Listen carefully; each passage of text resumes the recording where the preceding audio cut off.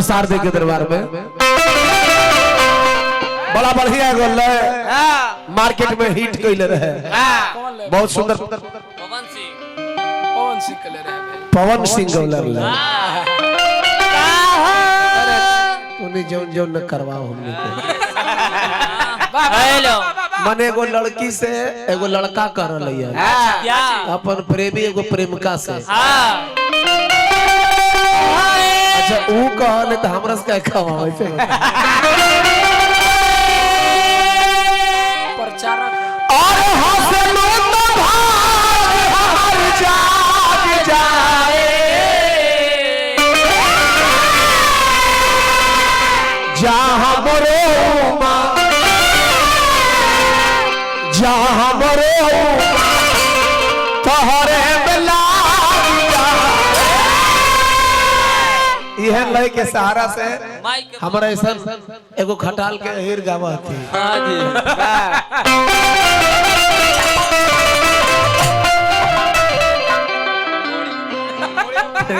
पीछे से कहती तू खटलिया हिर ना पागल हम आदमी नहीं है।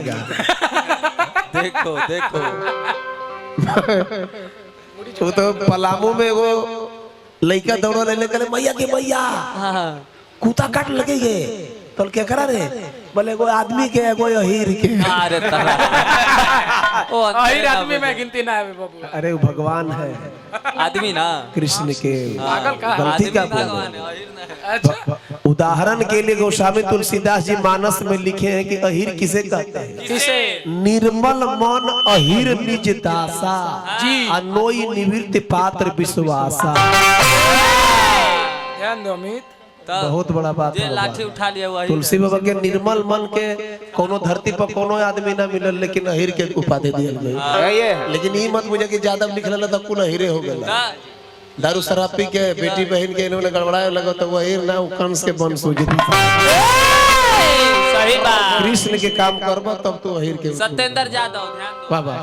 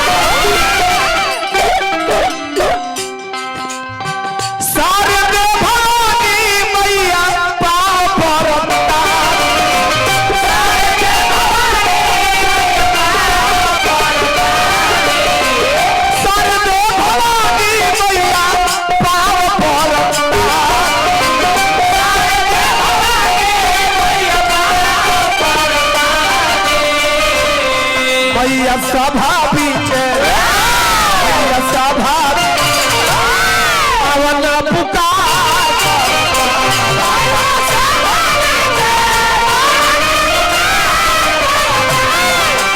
सभा पीछे पवन पुकार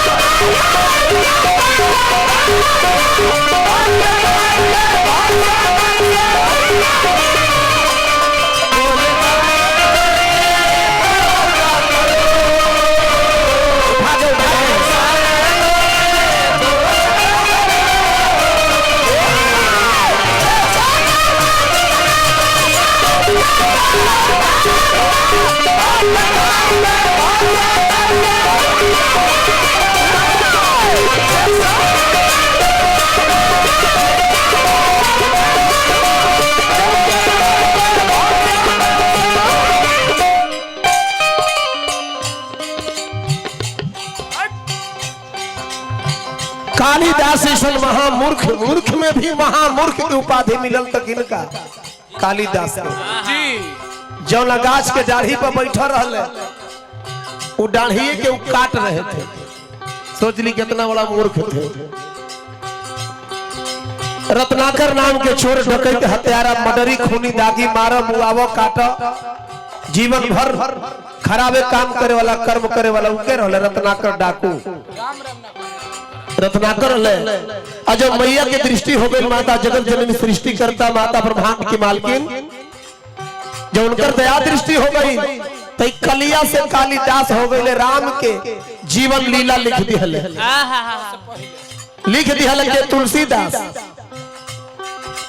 आ वही रत्नाकर चोर डकैत हत्यारा मर्डरी खूनी दागी आदमी पर जब दया दृष्टि माता कोइली तो भगवान राम के जन्म लेवे से पहले उनकर जीवन के भविष्यवाणी के रूप में मानस के लिख दिया। राम राम कहे खातिर कहल गई उनका रत्नाकर के डकैतवा के हत्यारा के राम राम ना कह पावल कहे उनकर जीवन भर दिन भर रात भर मार काट करना का काम था। तो जो दिन भर काम करबो उहे रटबो जो दिन भर बकबो उहे रात में सपना भी देखबो। हाँ जी सही बात है लाला। तब कालिदास कभी तू बनवलू कामुरो कना करके ना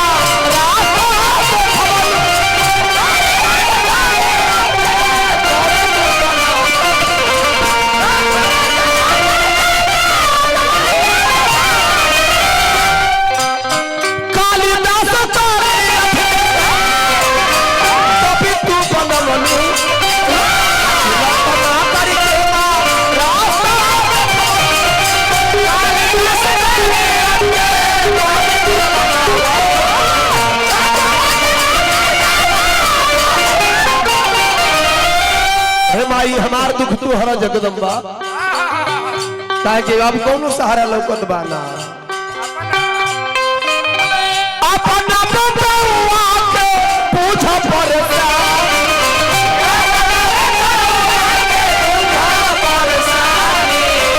अपना सुगनवा के पूछ परसा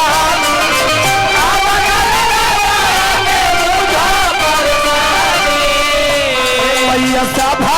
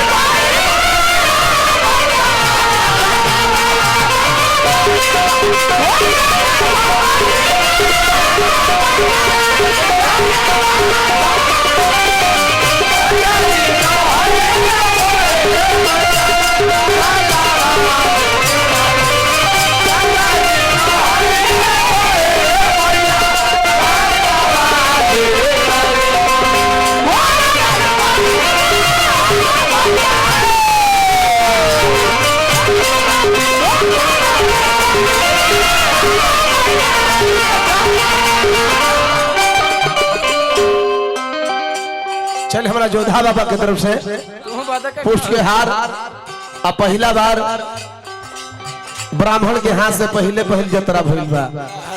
देखिए जोधा बाबा के आशीर्वाद कैसन लागता।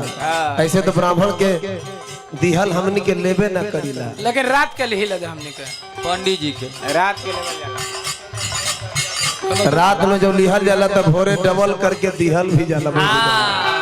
फोन पे मार फोन पे अच्छा देखिए हमनी के बीच लाइट लगे के कारण जो न घरी हमार छोट बालक भतीजा रहे बाहर रहे ना अभियो बा पंकज के जब लाइट लग गई तो आँखिए से लौकबे ना करे उदय भैया दिलीप भैया 24 घंटा मतलब मैंने 12 घंटा तक आँख बंदे कैले रहे।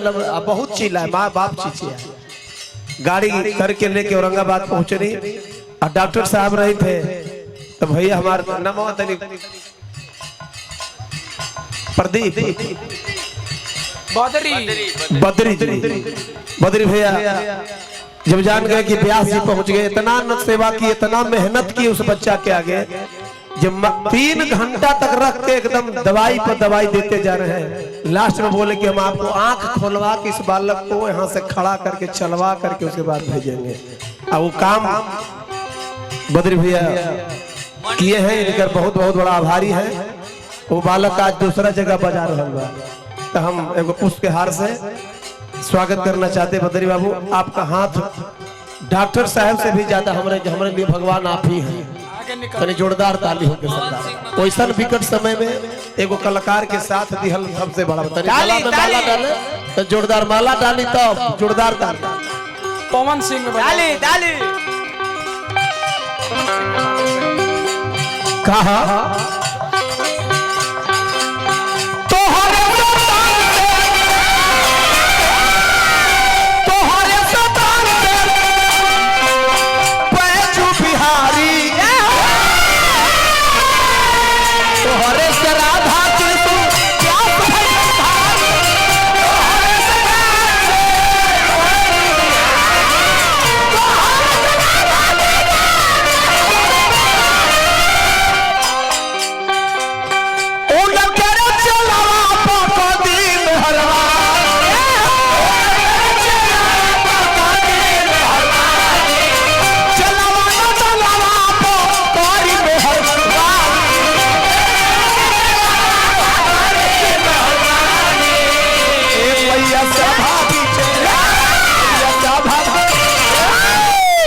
मैया सा भाभी मैया सा भाभी आवना पुकार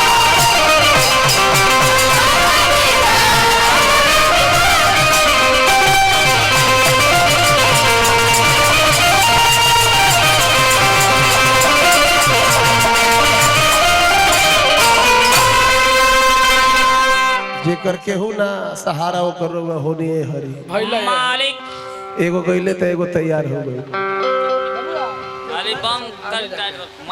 हाँ मार का कबार दे आज। चलिए आज के समय कैसा कैसा बहुत खराब। अब कहना नहीं है। ढेर दुख हो तो फिसलिए मत, और ज्यादा सुख हो तो उछलिए मत। दोनों खतरे काम गड़बड़ा जाए, लेकिन सीख गड़बड़ हो जाता। आज के समय में छोड़ दी एगो धुन बड़ा बढ़िया को हमारे प्रमोद यादव जी बोले बड़े प्रमोद भाई। अरे गंगा के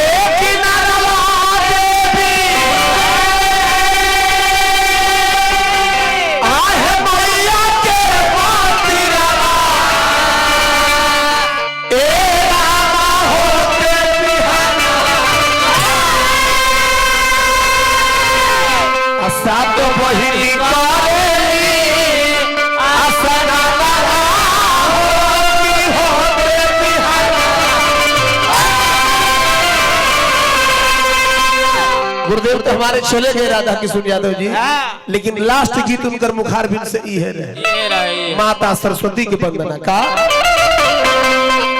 मारे भाई के और एक हाथ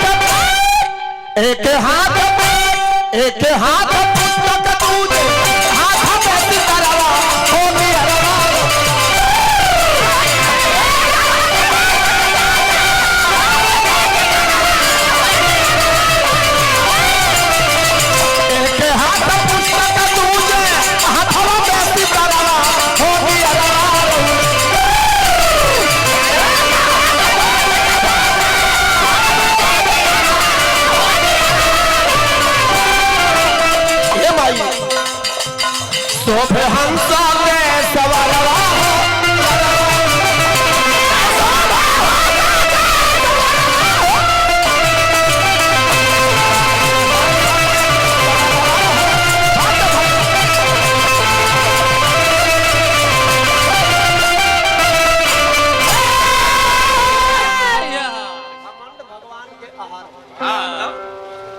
का जुग जुग जी है। जा पेमेंट छोड़ दिया आज के। चलो माता लक्ष्मी के लाल साड़ी होला, माँ दुर्गा के भी देखल खूब लाल लाल साड़ी रहेला। लेकिन माता सरस्वती ही एक ऐसा देवी है जिनकर पूरा वस्त्र बसन भूषण सब सादा सफेद है। जिस कमल पर बैठती है माता वो भी कमलासन सफेद है, सफेद। जितना वस्त्र बतन पर माता सरस्वती के वो सब सफेद सफेद है। यहाँ तक कि गर्दन में जो माला बा स्फटिक के माला ओकरो भी रंग सफेद है। जो ना हंस पर चढ़ के माता उड़ान भरेली ओ हंस के भी रंग सफेद। तब का कहले अरे उजर जाया उजर जाया उजर सारी उजर सिंगारवा हो मेरा रवा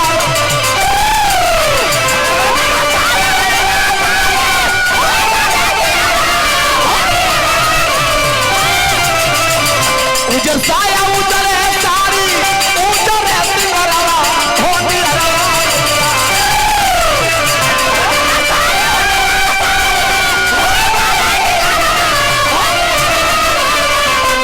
शोभे गाला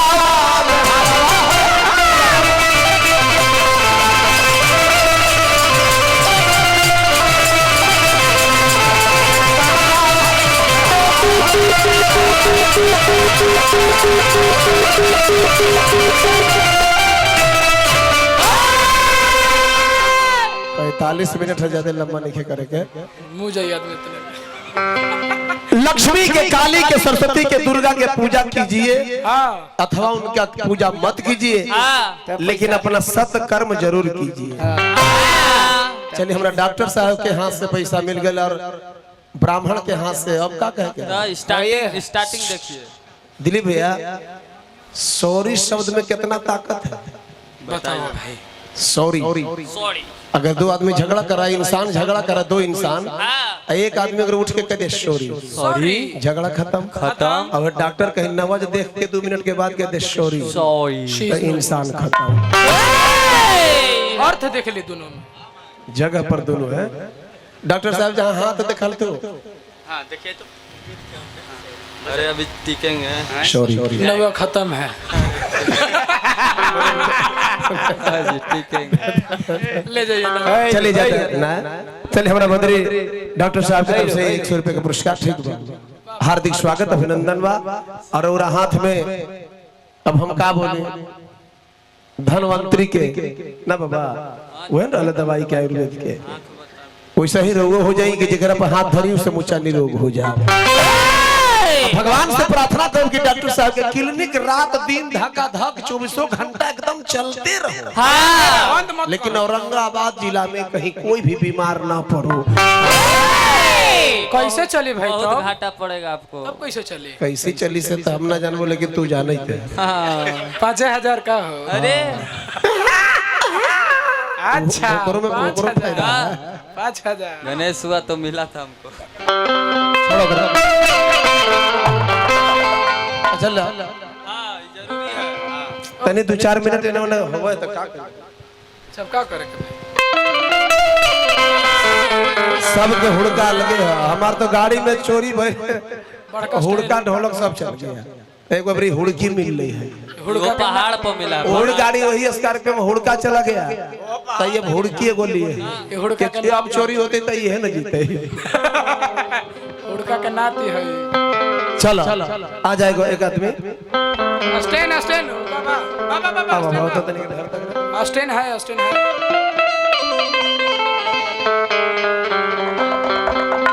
स्टैंड बा पीछे जा।